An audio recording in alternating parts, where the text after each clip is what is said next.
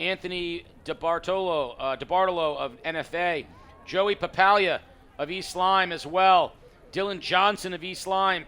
A lot of runners here. Jack Dempsey, NFA, and personal favorite of mine, Shea Cahill, gave up baseball at Fitch to turn his attention to track and field, and he's running the mile.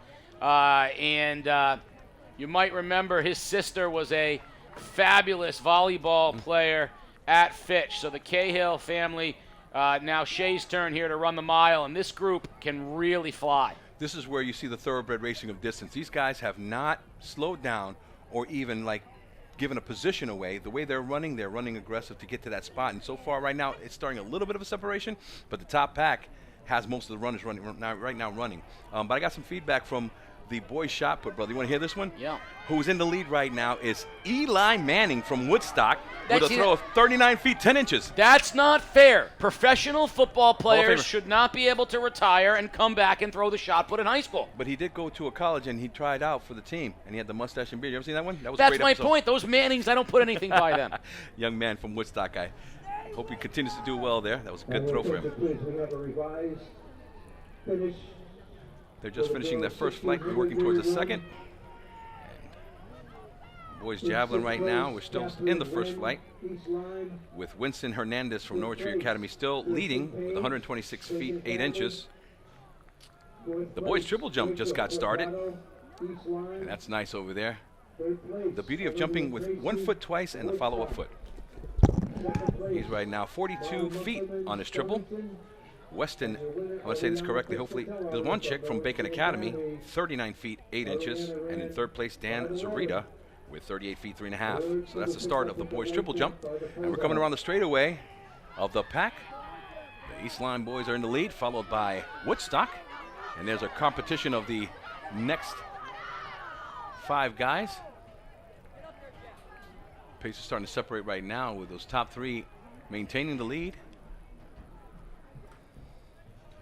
This to me was always a great part of track. This to me was kind of like the halftime as it comes over to this, because then we're going to have these finals of that 110, the 100 hurdles, and then your 100 competition, which puts the spice back up with the speed. But you know, one thing about distance running that I've learned, and Coach Wadecki mentioned that, you know, when it's cold, it does favor distance runners as they can maintain that temperature. Sure. You know, the sprinters, it's that amount of trying to be warm enough to run, like a hot tires in a F1. They have to be ready in that right type. So distance runners have been doing phenomenal holding it down here with their pace. I love the 1, 2, 3 being nice enough to run 1, 2, 3 for us. So they're right now right in their seed, if you will.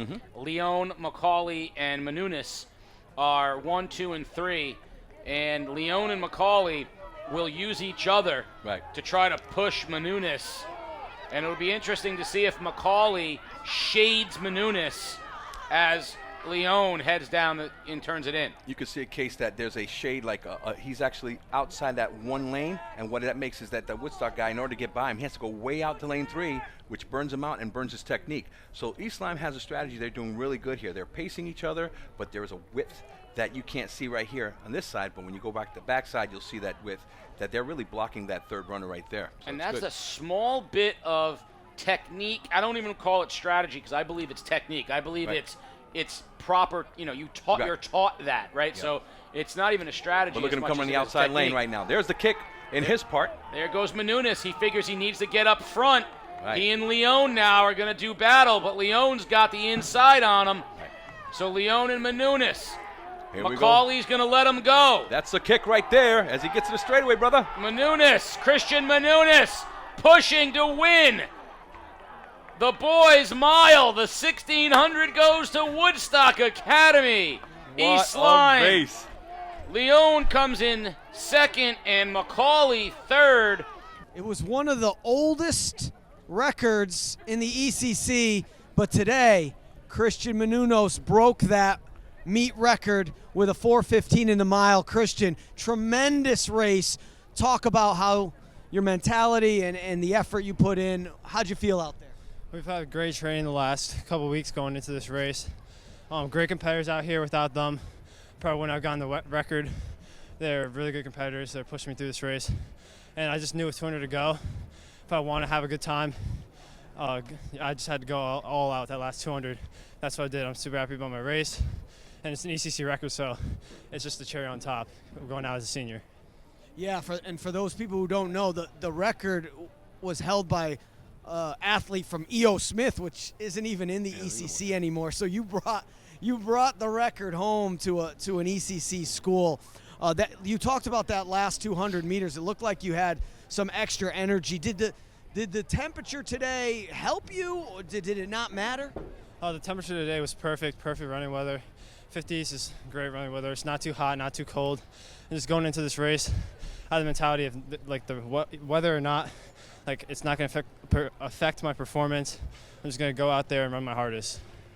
What other events you got coming up today? I got the 800 and the 4x4, so still got to keep it rolling. Got to rest and recover, and good luck the rest of the way. Thank you.